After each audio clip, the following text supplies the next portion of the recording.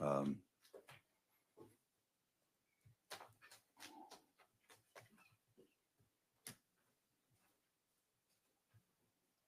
So I'll open the discussion up on 2208.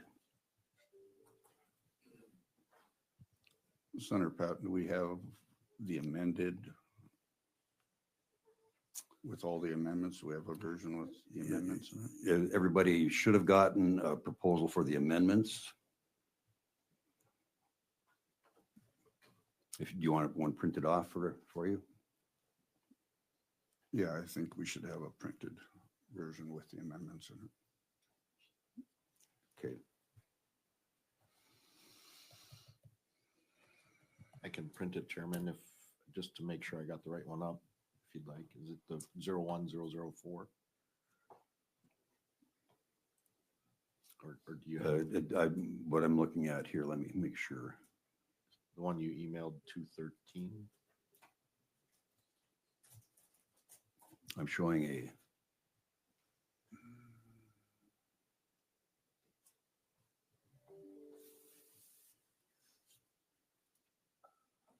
Let me.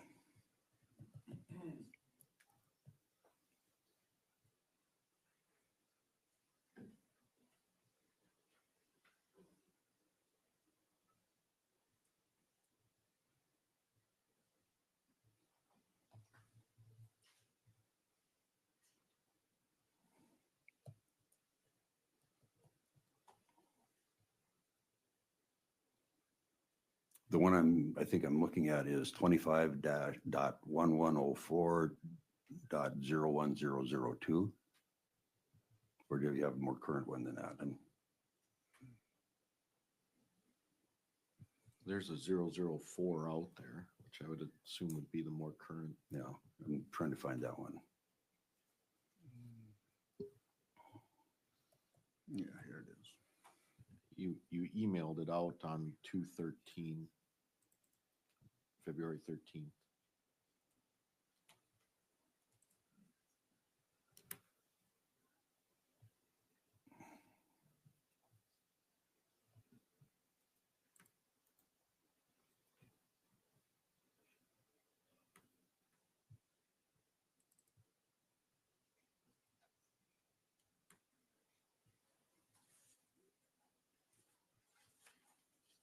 Okay, I found it here. 25.1104.01004. I just was wait. I'll print it. Who all needs a copy? It's a 9-page. So everybody that wants a printed copy, we need how many? I found it already. Okay. So for the less technologically advanced over here.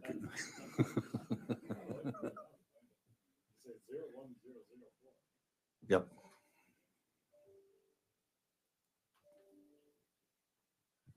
Senator Patton, reading through the amendments, it softened it, and I believe the amendments are good. It took into account some of the more of the points that maybe were a little harsher, more contentious, but we softened it up with the amendments. So I believe the amendments were beneficial to the bill. Thank you, Senator Kessel.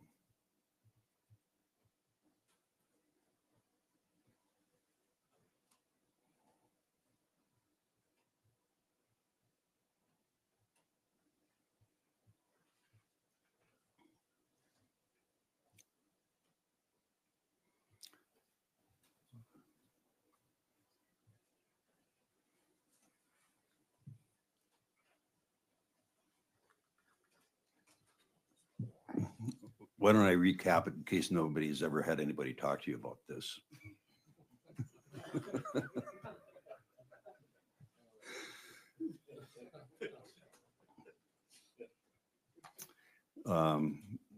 This bill has to do with energy infrastructure and confined animal feeding operations in our state.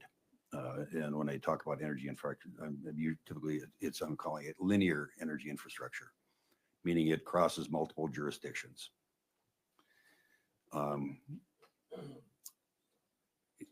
The intent of the bill is where you have a local political subdivision that is enacted in an ordinance that's more restrictive, the language is in the amendment, than what a state agency has approved in their permit, essentially. They do not qualify for prairie dog dollars, which is the dollars that are generated from oil and gas tax revenue and shared across the state and various different political subdivisions. The amended version of the bill allows for a reporting mechanism and then an appeals process to the state land board if the political subdivision feels like they've been incorrectly identified as being more restrictive. So the state land board consists of 5 statewide elected officials, the governor, the secretary of state, superintendent of public instruction, ag commissioner, and who am I missing?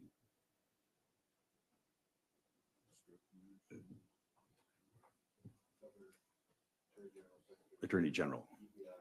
Yep. Yeah, and treasurer. Okay, those 5. So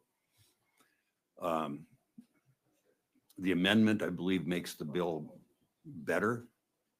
And so I think I would encourage that we pass the amendment so that we got a bill that is cleaner in its makeup and more responsive to, I'm going to say more responsive to the interests of the political subdivisions and their concerns. So what? I can take one here, but does everybody have the amendment that in front of? Okay.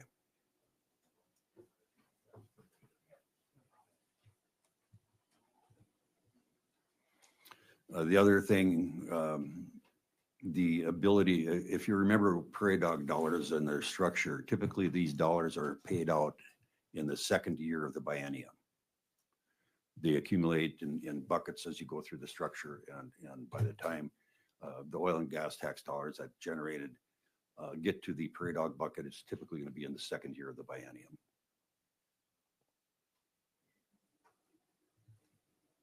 And with that, if there is what I would also say is if there's a notice to a political sub that says, we believe that you have been in violation of this, they also have the ability to cure that and still qualify for the prairie dog dollars.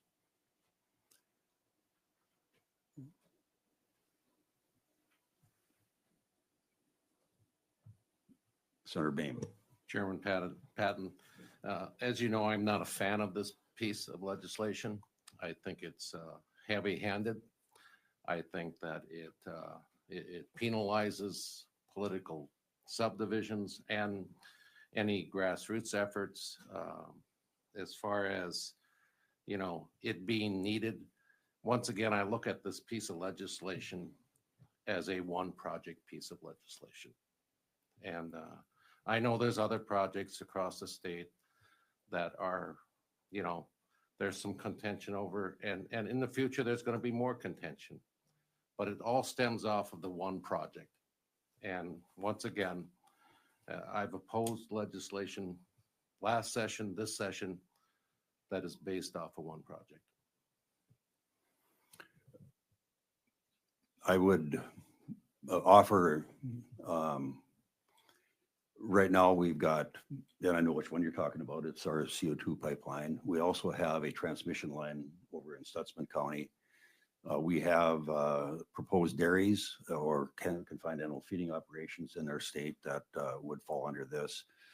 We have at least 2 companies that are looking at building natural gas pipelines from Watford City over to the central part of the state or run all the way to Fargo, potentially if the resources are there to do this.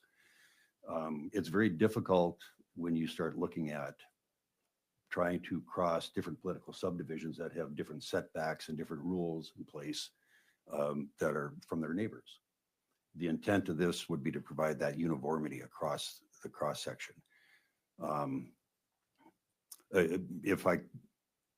I guess I would prefer right now that we confine our debate to the amendment and the questions there so that we can get that vote on the amendment done and then address the bill. Senator Kessel.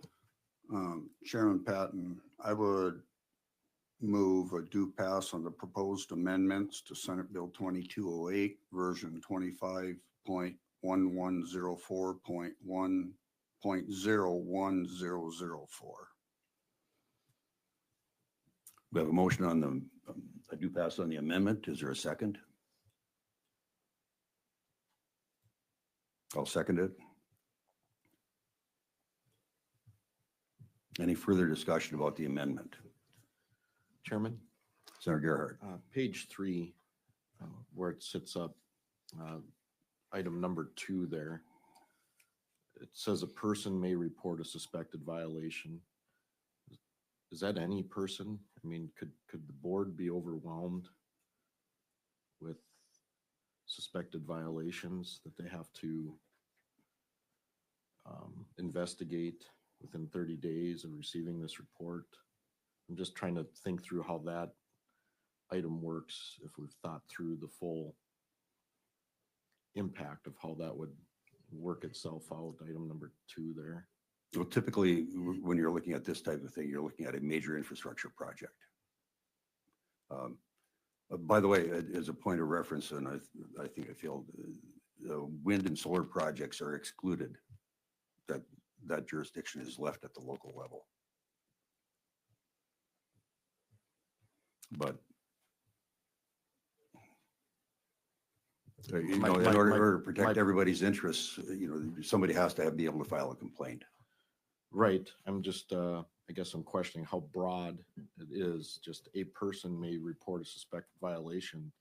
And then we've got within 30 days after receiving the report, the board shall investigate the suspected violation. So is the board going to become overwhelmed with hundreds of reports of suspected violations? Only if there's hundreds of ordinances that are passed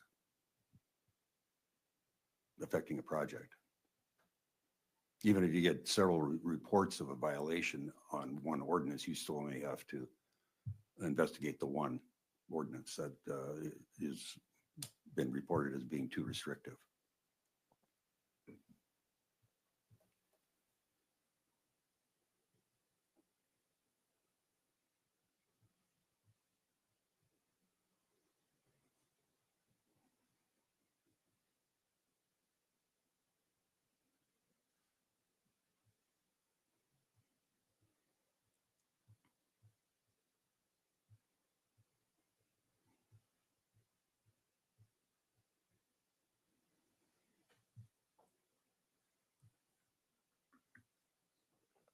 Further questions from the committee regarding the amendment?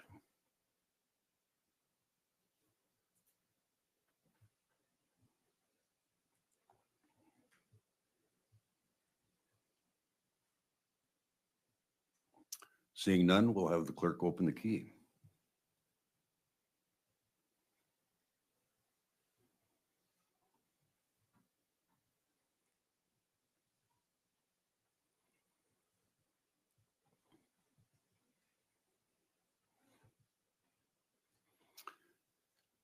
Everybody has voted. Does anyone wish to change their vote?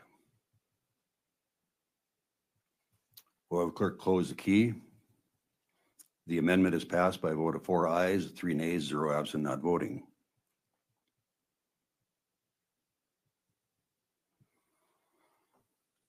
We have the amended version of Senate Bill 2208 before the committee.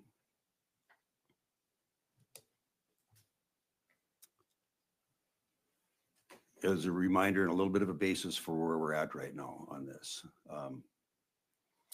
Prairie dog dollars are generated because we have oil and gas in our state.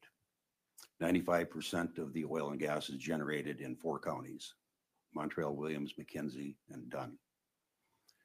The prairie dog dollars are the effort that the state makes to share the oil and gas tax revenue with the non-oil producing political subs across the state.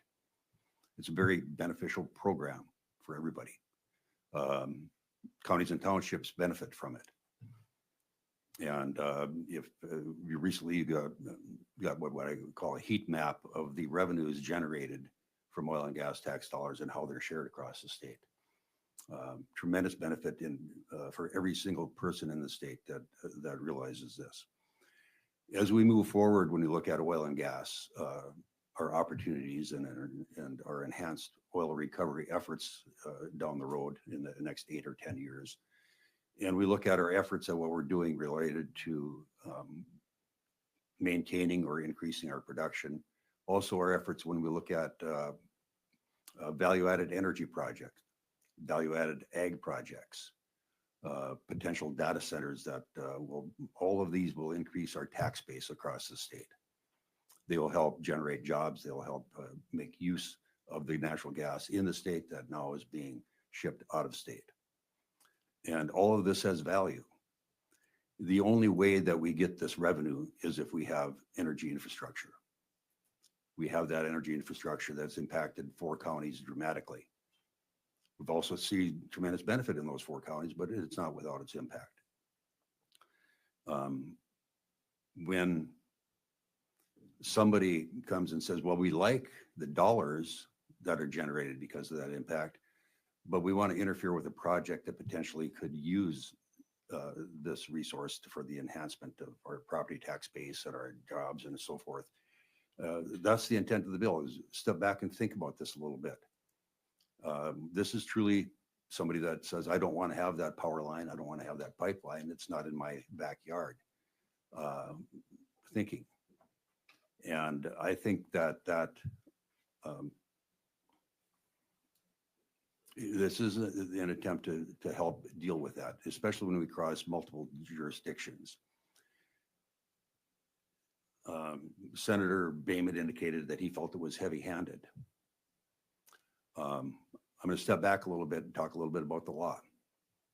We grant our political subdivisions the authority and the powers that it comes from the legislature. We're the ones that pass the laws that gives them the authority to do what they do. We also give the authority to our agencies, our regulatory agencies, to administer and regulate these industries that we have many, many of them. Department of Mineral Resources, DEQ, the Department of Financial Institutions, the Public Service Commission. All of these are regulatory agencies with a charge to look at and manage the different industries and businesses that we have in our state. So when we grant, on one hand, the authority to these agencies to be a regulator and the authority within that, and on the other hand, we grant something to a county or a township to do something, when they have conflict, then essentially state law through the regulatory process preempts the local. What we do every day in this capital is we pass laws. If there is no teeth in a law, we don't really have a law. What we have is a guideline, a recommendation, or we hope you do this. We also have bills that we're going to be voting on or have voted on the floor that actually put criminal penalties in place related to certain actions. 2 of them on our committee here. Senator Beard had one with Weather Mod. If that had passed, if a political subdivision said, we're going to ignore the state law and we're going to continue to conduct weather modification, there was a misdemeanor clause in it. Mr. Chair, Yes. since you brought that up, I would remind you that that portion of that bill is already currently in Century Code. Okay. So it is there. I think Senator Boehm has one related to libraries. Also contains some language. It's protective and there's stuff, but if we do that. Chairman, and in that bill, that is in obscenity code. It's nothing new. It's just, it's in law. Yep. We are not creating anything with that bill. So, but that's what we do. In some cases, many cases with a law that we pass, it will have some type of a clause in there or language in there that might be penalizing. Or so that's part of the, we had a school in Fargo that chose to ignore the state law. And there wasn't any teeth. What can we do?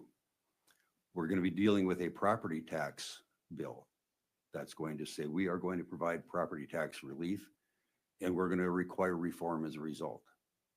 That's going to be enforced on our political subdivisions, the reform component. So it is very common for us to pass laws, and we have in the past, that can contain some type of a penalty.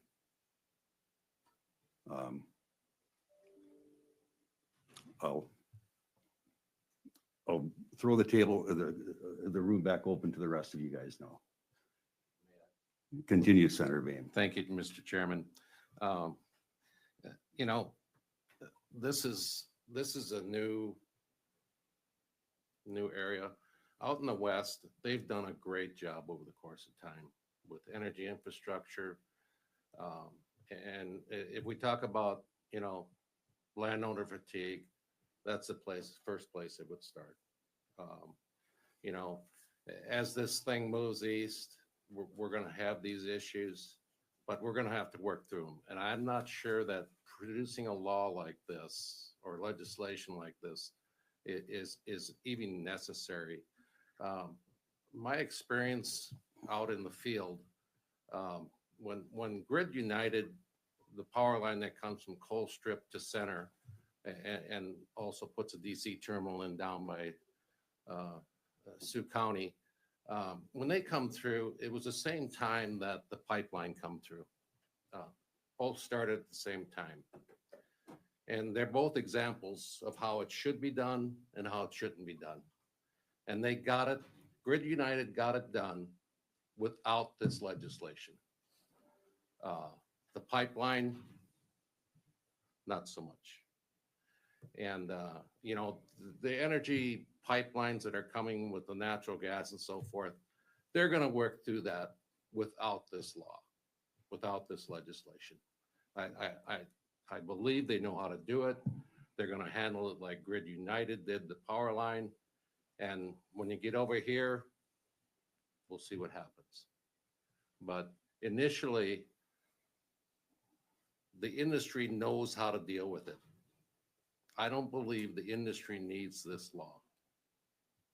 And I think it, like I said before, I think it's more than it's necessary.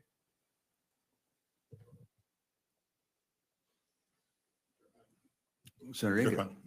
Thank you. So I come from District 2, northwest corner of the state, and I've received a lot of correspondence from my district as well as from many, many other districts.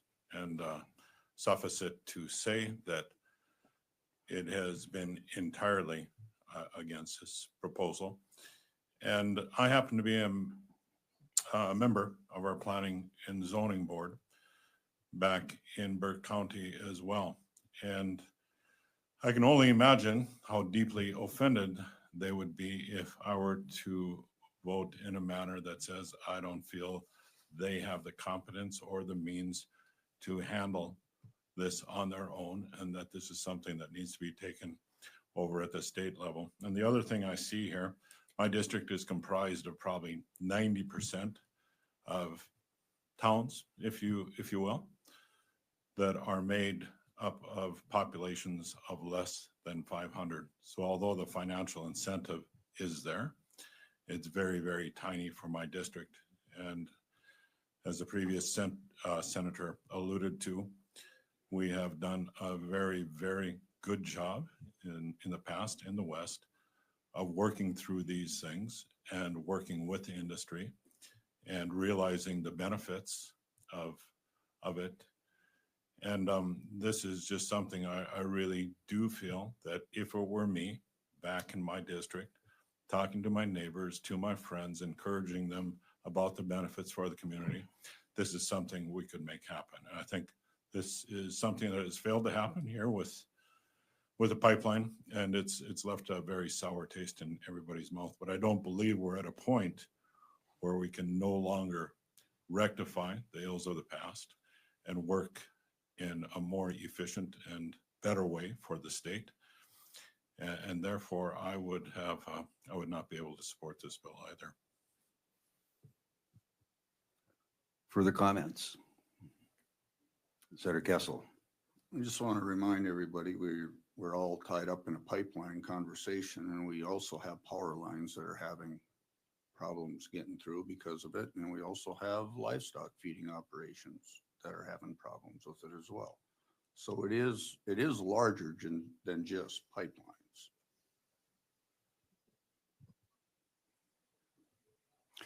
As a point, Senator Angut, the 4 counties receive their funding under a different formula, the gross production tax formula, and do not actually receive any prairie dog dollars. So none of them are affected by this bill. Chair Patton, thank you. I believe we just redesignated 2 of the counties that are within my district as non-oil producing counties. Yeah. So We voted out of the Senate. It hasn't passed the House yet, but yeah. And I want to follow up a little bit. You were on the Planning and Zoning Board. I spent 12 years on a county commission. 3 of those years were, it was from 2000 to 2012. So 3 of those years were during the beginning of the boom. I also chaired our local planning commission as we wrote the first rules and comprehensive plan for McKenzie County. We had no zoning prior to that. So I've sat at the tables and been in the rooms when all of this, and we did it during an oil boom. Now, we didn't get it all right when we did it, but we slogged through it and made it happen. So I've been at those tables when we made all those decisions. Any further discussion? Hearing none, we'll have the clerk open the key for a really fun vote. Oh. Okay, you're right. Senator Kessel. Chairman Patton, I guess I'll make a motion for a do pass on 2208 as amended. I'll second. Further discussion? Now we'll have the clerk open the key. As amended.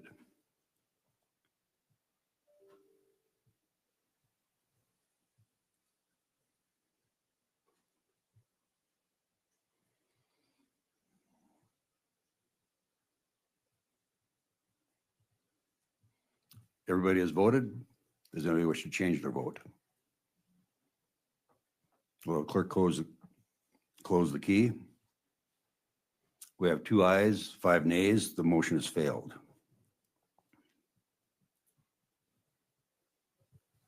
Mr. Chair, Senator Beard. I'll make a motion for do not pass on Senate Bill 22-8 as amended. We have a motion. Is there a second? I'll second. Senator Inget is seconded. Further discussion? Seeing none, we'll have the clerk open the key.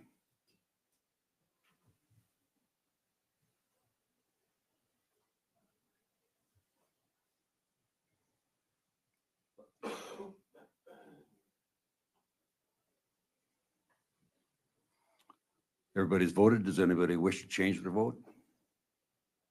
Will the clerk close the key?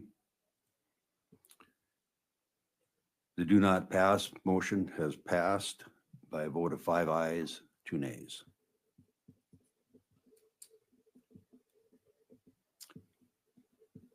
Who would like to carry?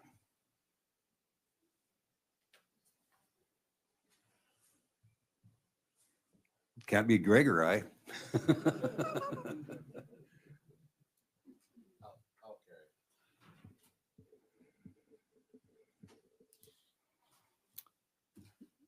Thank you, committee. I believe, if I'm correct, we are done with everything that we needed to complete before crossover. So appreciate your work, appreciate your questions, appreciate your thoughtful processes on everything. We will adjourn our committee and reconvene after crossover.